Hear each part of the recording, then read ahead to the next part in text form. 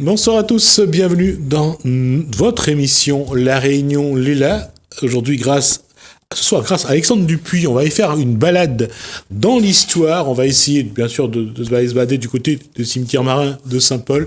C'est d'un Cosmo réunionnais.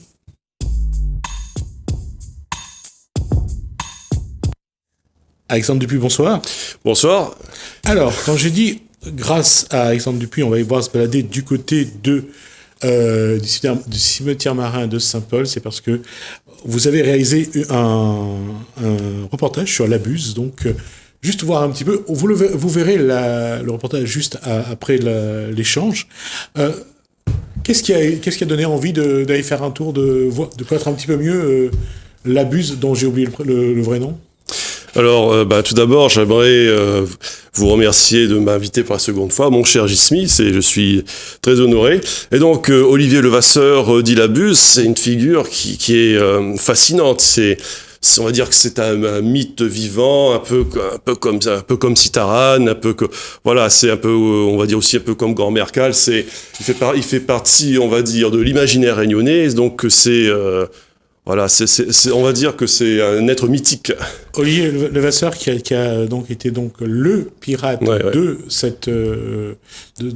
l'océan Indien et qui est mort, donc on va rappeler qu'il a été...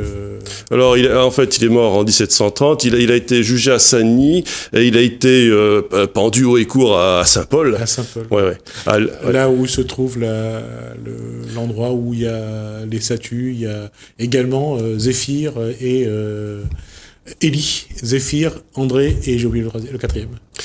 Alors, je sais pas exactement où il a été... La pendaison, hein. Ouais, la pendaison, je parle pas de là où il a été inhumé, non. Ouais. Je parle de l'endroit. Ouais. Parce que le tribunal était à cet endroit-là, à l'époque. Ouais, très probablement, il a été pendu ici. Ouais. Et donc, en fait, j'ai fait un reportage où il y a... D'abord, qu'est-ce qui a donné envie de faire ce reportage ? Eh bien, tout d'abord, c'est la fascination pour le mythe. Et on a envie de percer le secret, on a envie d'aller plus loin, parce qu'en fait, si on regarde bien l'Abuse, il y a plusieurs ramifications. Il y a une ramification historique, il y a une ramification mystique, quasi religieuse, on va dire, hein. Et puis il y a une ramification mythologique. Donc on s'y perd un peu parce que l'Abuse, quelque part, dans notre imaginaire, on le réinvente sans cesse. Et juste pour montrer à quel point Alexandre Dupuis a raison, sur YouTube, pour ceux qui ont l'occasion de voir, il y a un sujet qui dit que l'Abuse pourrait un jour être un sujet des pirates des Caraïbes. En tout cas, on en parle. Oui. Ouais. Justement, alors Olivier Levasseur, lui, il est né à Calais, et puis il a été corsaire au départ, pour la France, et c'était pendant la guerre de sécession d'Espagne. Donc il attaquait des galions espagnols, et puis après ça, la piraterie était interdite dans les Caraïbes. Et donc, mon cher J-Smith, vous savez bien que la différence entre pirate et corsaire est il y a une zone grise entre les deux, donc il passe très facilement. C'est le regard de l'État. Si l'État dit que c'est un corsaire, c'est un corsaire. Oui, vous avez raison. On doit rappeler pour nos téléspectateurs que un corsaire, c'est quelqu'un qui travaille pour le roi, justement pour l'État, pas pour l'État. Donc, on va dire que c'est un brigand étatisé, on va dire, tandis qu'un pirate, c'est quelqu'un qui travaille. Voilà, c'est quelqu'un qui travaille pour son propre compte. Maintenant, dans notre monde moderne, on dirait en freelance. Et tellement en freelance qu'il s'est quand même fait une sacrée renommée. Oui, parce que, alors... ce qu'il faut rappeler, là, vous avez très bien parlé des Pirates des Caraïbes, parce que justement, il était corsaire au temps des Pirates des Caraïbes. Justement, ça rappelle beaucoup le film avec Johnny Depp, là, le titre éponyme. Puis après, il est devenu pirate dans les Caraïbes, et comme la piraterie était interdite, tous les pirates se sont rabattus vers l'océan Indien, parce qu'ils avaient en tête ce mythe de la République libertalia à Madagascar. Ouais. Et d'autant aussi se rabattre vers l'océan Indien. Ouais. Les pays qui avaient encore des bateaux qui luttaient contre les pirates et les corsaires venaient très rarement dans cet océan Indien-là. Et puis, donc, ça leur laissait les moyens de de pouvoir faire ce qu'ils ont à faire. Et d'ailleurs, si on regarde les pirates des Caraïbes, les bateaux vont toujours du côté des Caraïbes, vont dans des endroits où il n'y avait pas les Anglais les Anglais avaient mis sur la mer des vaisseaux justement pour contrer les pirates, mais on voit qu'ils allaient vers les Caraïbes à ce moment-là aussi. Oui, c'est exactement ça. Et puis une fois qu'ils se sont rabattus dans l'océan Indien, comme vous le disiez, c'était tranquille parce que c'était un endroit où où on les laissait faire, parce qu'à l'époque à Bourbon, eh bien il n'y avait pas le gouverneur n'avait pas encore de troupes, donc il y avait une milice d'habitants, mais voilà, donc les habitants étaient obligés de se défendre eux-mêmes contre les agressions, donc c'est pour ça que les gouverneurs de l'époque ont été, on va dire, très sympathiques vis-à-vis des pirates, très conciliants, parce qu'ils n'étaient pas en position de force, quoi.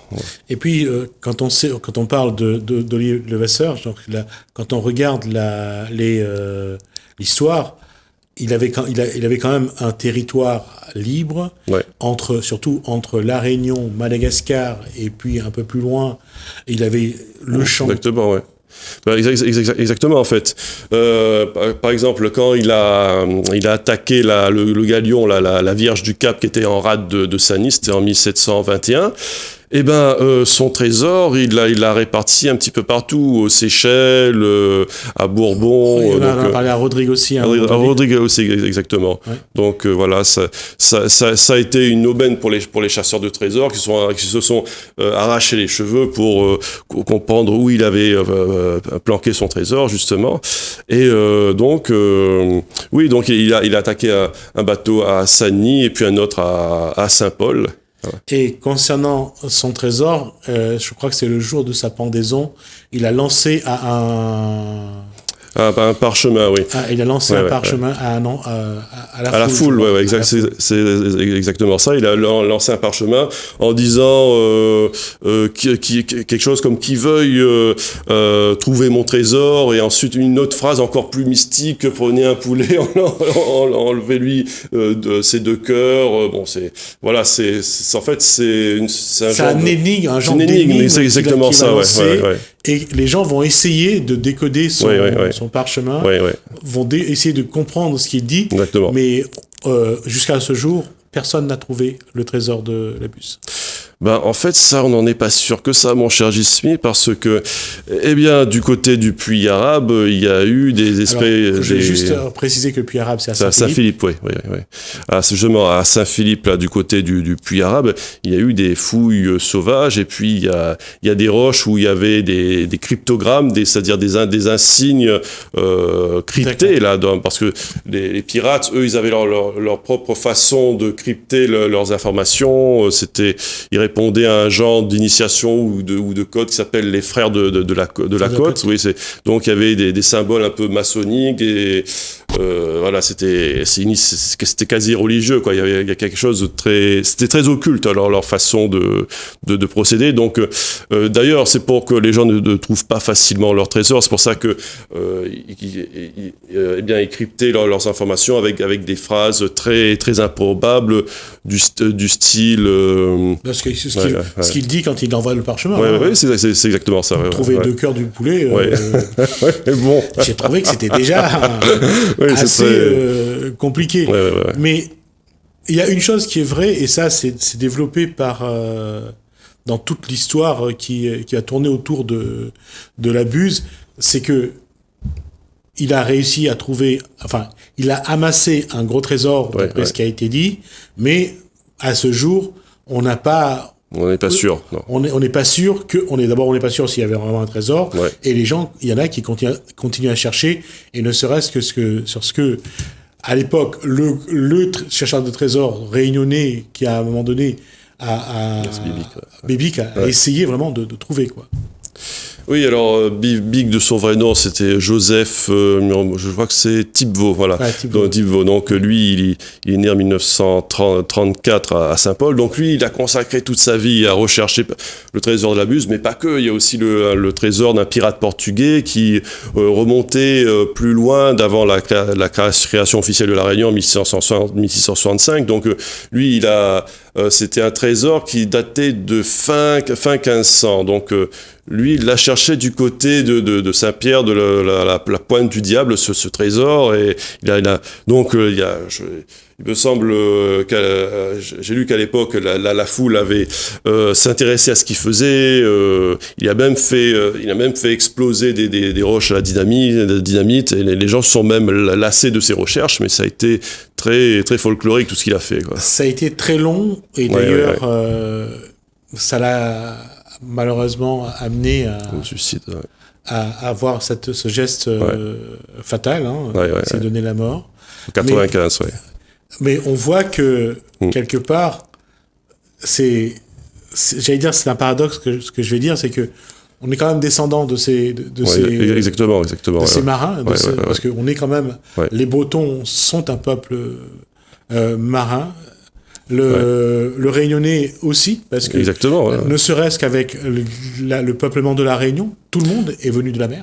Oui, exactement. En fait, quand on regarde les 500 premiers Réunionnais, eh ben c'était avant, ils étaient à Fort-Dauphin, et puis ils sont venus avec leurs femmes malgaches.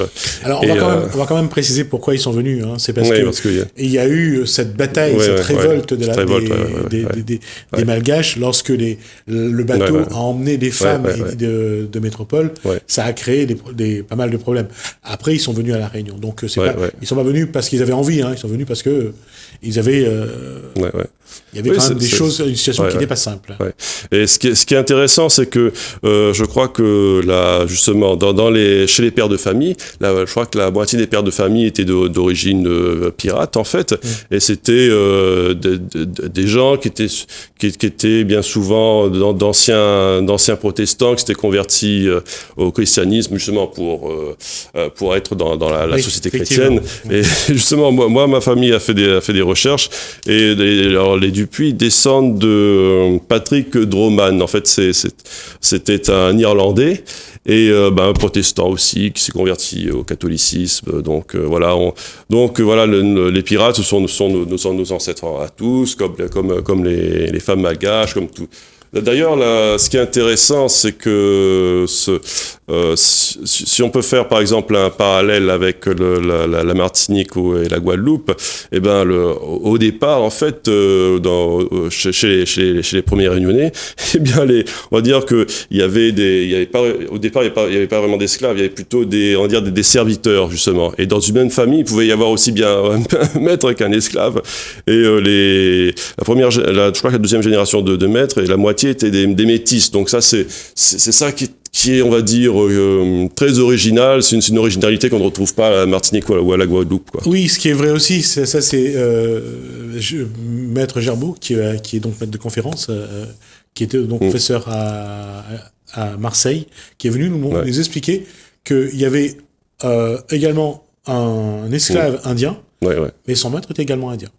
Donc pour montrer que c'était pas aussi simple, et exactement. Quand on voit en Inde qu'il y a le problème des castes, on voit que on peut être dans le même pays. On peut comparer ça. On est aussi bien esclave qu'on peut être donc maître. Donc et c'est vrai qu'à la Réunion, et c'est pour ça que c'est Christian Jalma qui en parle le mieux. On parlait des mulâtres, donc de ces couples où il y avait un homme généralement qui était blanc. Et la femme qui était de couleurs différentes. Et ça va amener ce qu'on appelle donc le mélange, l'enfant qui va être l'historien Olivier Fontaine en parle aussi dans son dernier livre, là, justement, de notre origine, qui est très original par rapport aux autres îles. Voilà, le titre de son livre, c'est Histoire de la Réunion et des Réunionnais. Voilà. Et pour revenir à la Buse, et c'est un visage qui aujourd'hui est réunionnais, parce que tout le monde à la Réunion, on s'est accaparé. Tout le monde dit que sa tombe au cimetière marin. On conteste le fait que son corps soit dedans? Eh ben, oui, ça, en fait, maintenant c'est presque officiel. Ça serait, c'est une fausse tombe, quoi. C'est vraiment, c'est officiel. Maintenant, les historiens s'accordent tous à dire cela. D'ailleurs, dans mon reportage, Alexis Miranville va le préciser. Il va en faire la démonstration, qui est remarquable. Parce qu'à l'époque, il y a cette tradition de la religion catholique. Un homme qui est exécuté n'est pas enterré de la même manière. Non, en fait, il est enterré en dehors du cimetière, justement. En dehors du cimetière, Ce qui fait juste penser que derrière le cimetière marin, il y a ces tombes d'esclaves qu'on voit également. Voilà. On voit que la religion a quand même un poids important à ce moment-là. Oui, c'est sûr. Et d'ailleurs, j'aimerais rajouter un petit détail. Si on regarde par exemple la tombe des Desbassins, il y a un genre d'enclos en fait. C'est entouré d'un mur, c'est très étrange. En fait, la raison, c'est que à l'époque, la fille de Madame Desbassins avait épousé un protestant, donc voilà, les catholiques à l'époque n'ont plus voulu être avec ces gens-là. Donc, c'est bon, encore une fois, et on le voit dans le cimetière marin de Saint-Paul, que les places ne sont pas la tombe. La dite tombe de la Buse, c'est juste à l'entrée, c'est dans un petit coin là. Mais celui qui avait fait cette tombe, apparemment, on voulait y remettre les os de la Buse dedans. Oui, en fait, la tombe de la Buse, je pense que Alexis Miranville en parlera beaucoup mieux que moi. En fait, ce qui s'est passé, c'est, je vais pas le dire puisque vaut mieux laisser voir cela avec le reportage. D'accord. Donc, Alors là-dessus, on va quand même revenir sur un point, et c'est quelque chose qu'on doit. Cette tombe, il faut la garder là, ou bien il faut... Ah, bien sûr, c'est pour le tourisme. Oui, pour le tourisme, c'est très bien. Et puis il y a des gens qui font des cultes magiques dessus, donc les gens se sont réappropriés cette tombe. Et c'est très intéressant parce que ce sont des cultes qui sortent complètement du christianisme. Ça touche un petit peu aussi à l'hindouisme avec les noix de coco et tout ça. Il y a aussi les bougies. Donc voilà, c'est un mélange un peu c'est un mélange des rites qui reprennent un peu toutes les religions. Donc quelque part, c'est très ancré maintenant très ancré dans la culture réunionnaise, quoi. Donc je pense que de déplacer cette tombe, paradoxalement, ça pourrait être un genre de sacrilège, voilà. Je pose la question parce que la question se pose également pour la tombe de Citaran à Saint-Pierre. Parce que c'est incroyable, cet homme qui venait du Mozambique, qui n'avait pas de famille ici, c'est sans doute une des tombes les plus fleuries, sur laquelle on pose un petit verre de rhum, on amène, pareil, on amène de la nourriture. Oui, des offrandes. Voilà. Juste pour voir à quel point le culte de l'individu, que ce soit la Buse, que ce soit Citaran, est toujours vivant à La Réunion.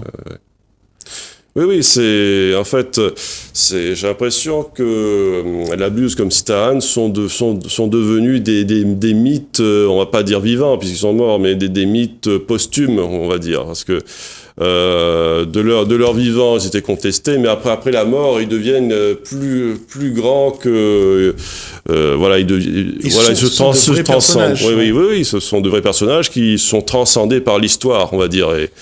Et c'est ça qui est très, très intéressant, parce que où commence l'homme et où commence le mythe, c'est toujours délicat. Et c'est un paradoxe, parce qu'au-delà des cérémonies qui se pratiquent sur les tombes le soir, la Buse a son effigie sur les sachets de riz à La Réunion. Citaran a droit à sa chanson. Merci Michel Almet.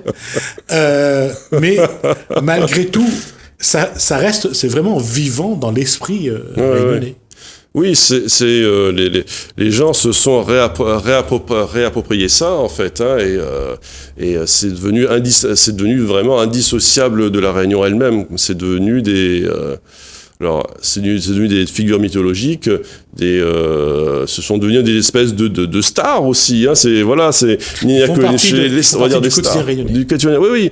Par exemple, sur les sachets de riz, c'est comme sur la, on va dire, comme sur la devanture, c'est comme sur la première page de Visu ou de VSD. Voilà, ouais. C'est de Paris Match. C'est un peu ça en fait. Hein. Avant de regarder ce reportage, Alexandre Dupuis, qu'est-ce que vous avez voulu apporter comme message? Qu'est-ce que vous voulez montrer? En fait, mon message, c'est que il faut toujours remettre en question ce que l'on sait. Il faut toujours chercher. Il ne faut pas s'arrêter à la légende, parce que la légende est magnifique. Hein. Je ne dis pas que les légendes et moi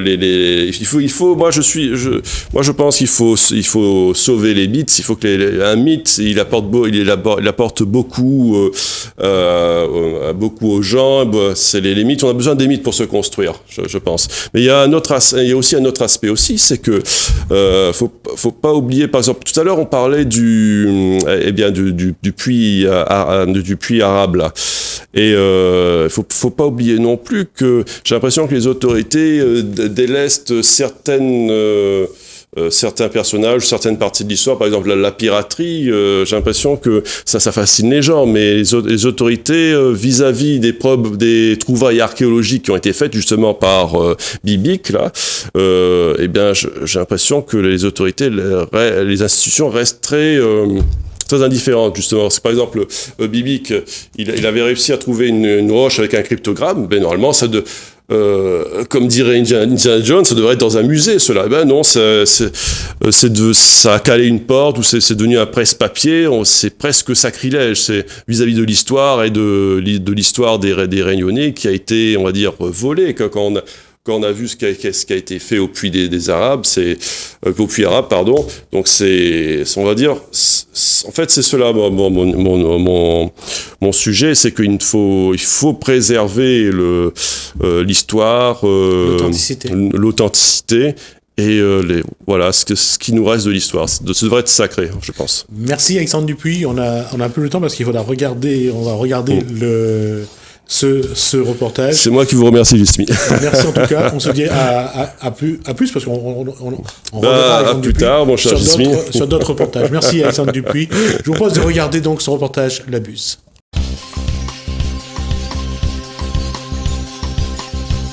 Olivier Levasseur, La Buse, il ne pourrait pas être enterré là, puisqu'il a été jugé, condamné à mort, pendu le 7 juillet 1730, et son corps a été exposé, pour l'exemple, au bord de la mer. Et on ne sait pas où il a été inhumé. Ceci pour vous dire, et pour répondre à votre question de tout à l'heure, qu'à l'époque, le bord de la mer, c'était là que l'on projetait les gens qui étaient indésirables. Pourquoi cette tombe-là, puisqu'on sait qu'il n'était pas enterré ici? Il faut remonter au 11 avril 1944. 11 avril 1944, on est au lendemain d'un terrible cyclone. Accompagné d'un raz-de-marée dévastateur qui avait démoli le mur nord du cimetière. Et ce jour-là, tous les gens viennent vérifier leur tombe. Et c'est ce jour-là qu'un certain Ignace de Villèle, descendant de Madame des Bassins, vient donc voir les dégâts qu'aurait pu subir sa tombe, et parmi les débris éparpillés, il trouve cette croix. Cette croix qui porte comme une seule indication une tête de mort, des tibias entrecroisés, c'est le symbole de la piraterie. Mais on ne sait pas du tout à qui cette croix appartient.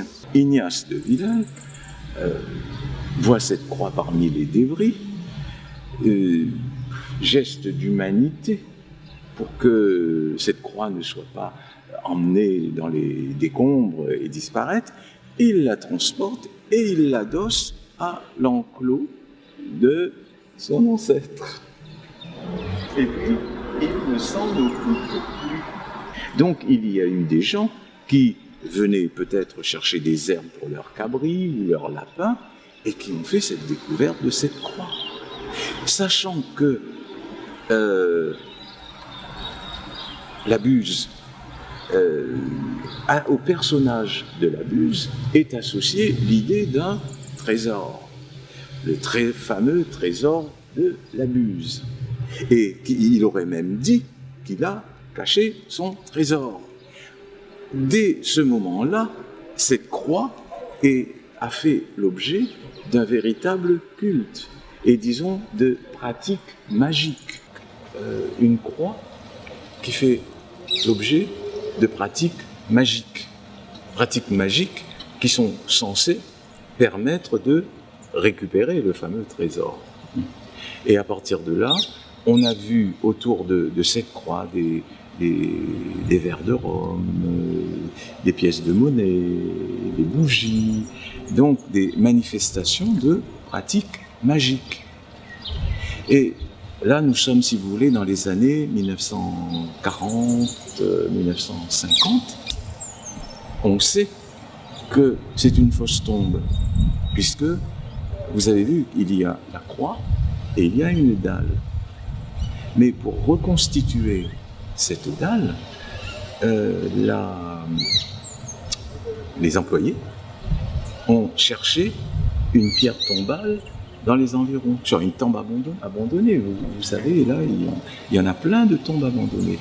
Donc, ils ont pris une dalle, mais cette dalle-là, c'était la dalle d'une tombe. Comme il y avait des inscriptions sur cette dalle, ils l'ont retournée et on a mis la croix dessus. Et ça c'était donc dans les années 1970. Ça veut dire que depuis 1970, on a continué à avoir des verres de rhum, des bougies, des pièces de monnaie, c'est-à-dire l'objet de pratiques magiques a continué.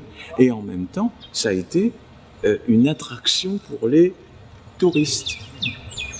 Depuis 2010, on le sait, on a la preuve, parce qu'il y a un historien, Bernard Marek, accompagné de l'ancien maire de l'époque, qui sont allés vérifier. Ils ont retourné la tombe et ils ont vu l'inscription. Cette dalle, cette pierre tombale que l'on a retournée, cette pierre tombale est celle d'une ancienne esclave, affranchie par son maître, parce que elle était dévouée à ses maîtres et en signe de reconnaissance, elle a été affranchie et elle a pu, ainsi en étant affranchie, elle a pu être enterrée dans le cimetière. Parce que ce cimetière, ça n'était pas seulement pour les blancs et les noirs dehors, c'était pour les blancs et les libres. Et même pour les esclaves, il y avait deux catégories d'esclaves. Les esclaves qui étaient baptisés pouvaient être enterrés à l'intérieur, et les esclaves non baptisés, là-bas, en dehors. Parce que cette pierre tombale, c'est, si vous voulez, un hommage à l'esclave, mais un hommage aussi à cette famille qui l'a affranchi. Et cela juste à côté de l'enclos des bassins. Et les historiens ont toujours su que la Buse ne pouvait pas être là, étant donné que, pour différentes raisons. La première raison, c'est que la Buse a été pendue donc en 1730. Le cimetière n'existait pas. Deuxièmement, même si le cimetière existait, il n'aurait pas pu être enterré dans le cimetière, puisque le cimetière, c'était un lieu saint. On n'y admettait que les catholiques. Lui, comme il était un criminel, entre guillemets, il a été condamné pour crime de piraterie. Donc, il n'avait pas sa place. Et personne, et nous savons que cette croix a été trouvée un peu plus loin. Ils ont retourné la tombe et ils ont vu l'inscription. On l'a retournée parce que ça pouvait être interprété comme violation de sépulture. Donc on n'a rien dit. Et d'autre part, étant donné que c'était un attrait touristique, on s'était dit, il faut pas...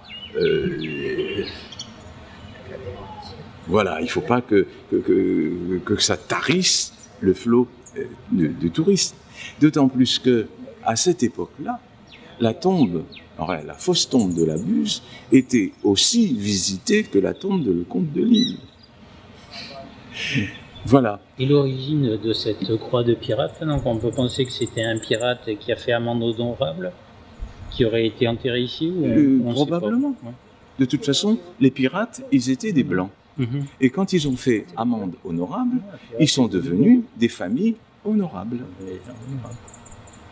Mais malgré ça, ils pouvaient faire référence à leur passé de pirate sur leur tombe. Mais ça, c'est une espèce d'affection, hein, je pense, manifestation d'affection. Je ne pense pas que ça soit une identité. De toute façon, ils étaient bien ici. D'autant plus que dans la constitution de la population réunionnaise, il y a eu beaucoup de pirates qui se sont assagis, qui ont été amnistiés et qui se sont établis comme habitants, propriétaires, qui ont fondé des familles. Ainsi, on a des familles comme la famille Chaman, ça, descendant d'un ancien pirate. La famille Noël, la famille Baïf. Ça, c'est des noms d'anciens pirates, donc ça aurait pu être une croix d'une de ces personnes-là. Il y a eu beaucoup de protestants qui se sont installés à Bourbon, notamment des Forbans d'origine anglaise ou hollandaise qui étaient des calvinistes. Eh bien, ils n'étaient pas enterrés à moins d'abjuration et de conversion à l'Église catholique. Les condamnés aussi, ceux qui étaient condamnés à mort n'avaient pas droit à une sépulture chrétienne. C'est ainsi que la Buse, on ne sait pas où il a été enterré. Est-ce qu'on l'a enterré ou est-ce qu'on a mis son corps à la mer? On ne sait pas trop. Mais on a fait croire pendant longtemps, n'est-ce pas, que sa tombe se trouvait au cimetière de Saint-Paul. Alors ce n'était pas vrai du tout. Moi, je me souviens de M. Scherer, qui était l'archiviste à l'époque, et il m'avait dit, ils sont persuadés que cette tombe, c'est celle de la Buse. Or, je ne le crois pas du tout. Eh bien, les maires de Saint-Paul ont insisté, ont fait croire que la Buse avait été enterrée, justement derrière le caveau des Bassins. On s'est aperçu récemment que ce n'était pas ça du tout. Vous voyez, comme quoi on raconte beaucoup d'histoires qui ne sont pas authentiques.